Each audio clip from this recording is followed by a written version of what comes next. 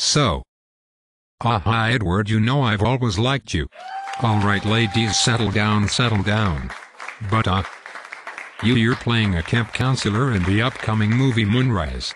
And you're dressed up like a Boy Scout. Very different roles from the Incredible Hulk to a Boy Scout. Really? What I really want to find out is where you've been in between all your films. You did some impressive stuff and made a name for yourself, but then I thought you quit the business. I thought, I don't know. Did he move to New England to open an organic maple syrup company? Actually, no Dave, but I'll put it on my bucket list. Speaking of bucket lists, what could you possibly have left on yours? You've done it all. No, not even close. Well, let me ask you another question then. Do you think you're cosmopolitan? Not the drink. The adjective. You see, I just read this book called Cosmopolitanism by Kwame Anthony Appiah. You read Appiah? Well, initially, I thought it was a book about Sarah Jessica Parker, but even after I realized it was not. I kept reading, and the book made me think of you. You travel around the world and are involved in a lot of humanitarian efforts. Tell me about them. Well, a few years ago, I decided to raise money for the Maasai Wilderness Conservation Trust by running in the New York Marathon. When I first started training, I thought instead of running and raising money, I should just write a check. Tough, huh? Yeah, but worth it. Now I love to run, and my team raised over $1.1 million.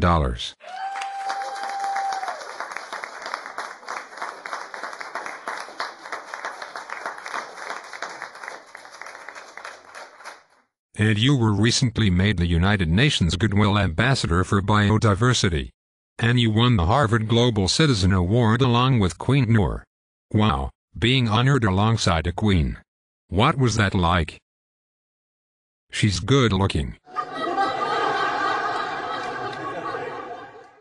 It was an honor, Dave, but that's not why I do what I do.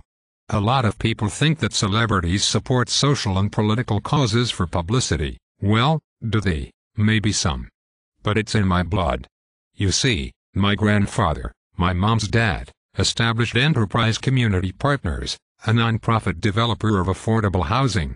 And my grandma, well, she always rallied for cultural understanding. Especially after she read Lewis Mumford's Culture of Cities.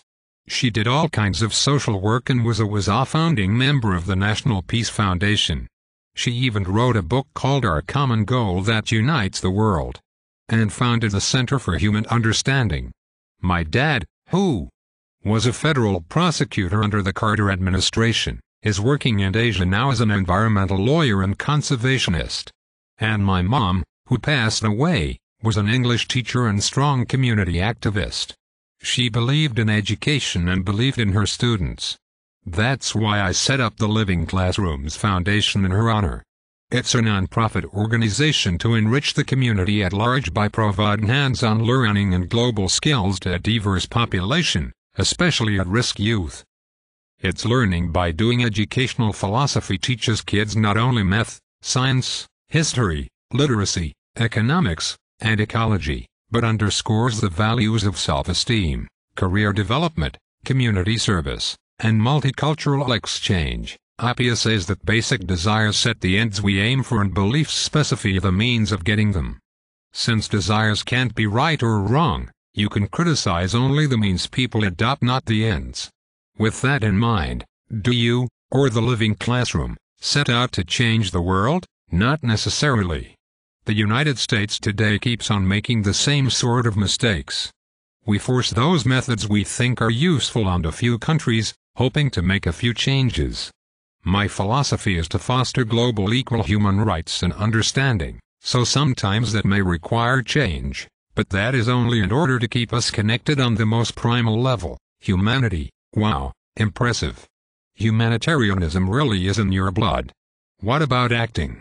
Is that in your blood too? No, can't you tell? So, you're saying you're a good activist but not a good actor? I don't know about that. We'll be right back with more from Edward Norton and tonight's Top 10 list.